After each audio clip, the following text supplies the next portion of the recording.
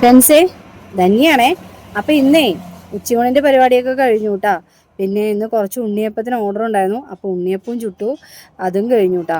അപ്പോൾ പിന്നെ ഞാൻ കുറച്ച് ആളുകൾക്ക് പിന്നെ അർഹതപ്പെട്ട ആളുകൾക്ക് ഭക്ഷണം എത്തിച്ചു കൊടുക്കുന്നുണ്ട്. അപ്പോൾ എൻ്റെ വർക്ക് എന്ന് പറയണത്, അല്ലെങ്കിൽ എൻ്റെ ജോലി എന്ന് പറയണത് ഉച്ചയൂണും ഉണ്ണിയപ്പ കച്ചവടമാണ് കേട്ടോ. അപ്പോൾ ഈ ഉച്ചയൂണിൻ്റെ പിന്നെ അർഹതപ്പെട്ട ആളുകളിലേക്ക് എത്തിക്കുന്നത് ഓരോ ആളുകളിൽ നിന്നും ഓർഡർ വാങ്ങിച്ചിട്ടാണ് ഞാൻ അർഹതപ്പെട്ട ആളുകളിലേക്ക് ഒരു നേരത്തെ ഭക്ഷണം ഞാൻ എത്തിക്കുന്നത്. അപ്പോൾ ആ ഭക്ഷണം കൊടുക്കുന്നതിലൂടെ തന്നെയാണ് എൻ്റെ കാര്യങ്ങളും നടന്നു പോകുന്നത്.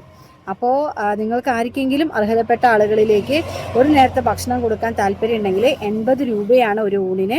അപ്പോൾ നിങ്ങൾക്ക് കൊടുക്കാൻ താല്പര്യമുള്ളവരുണ്ടെങ്കിൽ എൻ്റെ നമ്പർ ഞാനിവിടെ കൊടുക്കുന്നുണ്ട് കേട്ടോ.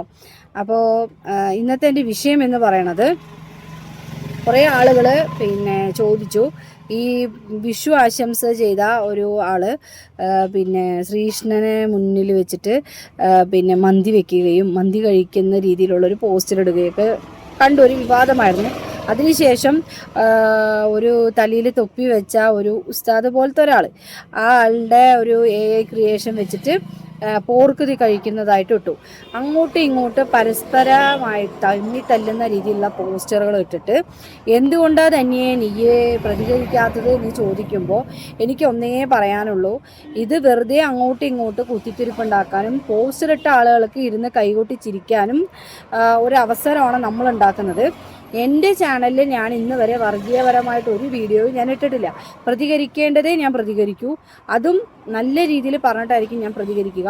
ഒരു നേരത്തെ ഭക്ഷണത്തിന് വഴിയില്ലാതെ എത്രയോ ആളുകൾ എൻ്റെ കൺമുന്നിലുണ്ട്. അപ്പോൾ അവർക്ക് വേണ്ടിയിട്ട് ഒരു നേരത്തെ ഭക്ഷണത്തിന് വേണ്ടിയിട്ട് ഞാൻ ഓരോ ആളുകളിൽ നിന്നും ശരിക്കും പറഞ്ഞാൽ യാചിക്കുക തന്നെയാണ് ചെയ്യുന്നത്. ആ യാചനയിലൂടെ തന്നെ ഞാൻ എൻ്റെ കുടുംബത്തെയും ഞാൻ നോക്കണു. പക്ഷെ ഒരാളിൽ നിന്നും വെറുതെ ഒരു രൂപയും വാങ്ങാൻ ഞാൻ ആഗ്രഹിക്കുന്ന ആളല്ല.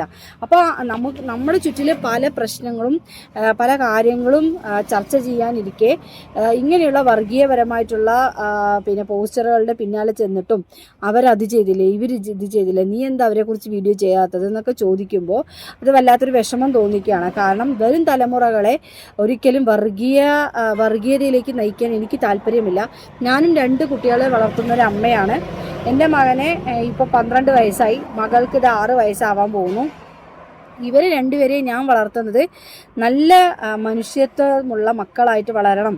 വർഗീയത ഉണ്ടാക്കരുത്. എല്ലാ ആളുകളെയും നമ്മൾ സ്നേഹിക്കണം.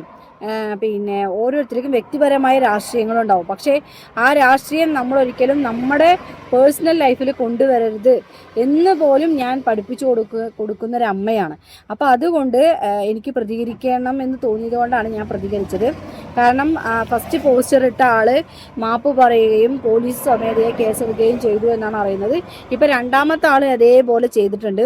വാശി തീർക്കാനും വൈരാഗ്യം തീർക്കാനും നിങ്ങൾ രണ്ടുപേരും വ്യക്തിപരമായി നടത്തുന്ന കാര്യങ്ങളാണെങ്കിൽ കുഴപ്പമില്ല. ഇത് പൊതുസമൂഹത്തിൻ്റെ മുന്നിൽ ഇങ്ങനെയുള്ള കാര്യങ്ങളൊക്കെ ഇടുമ്പോൾ അത്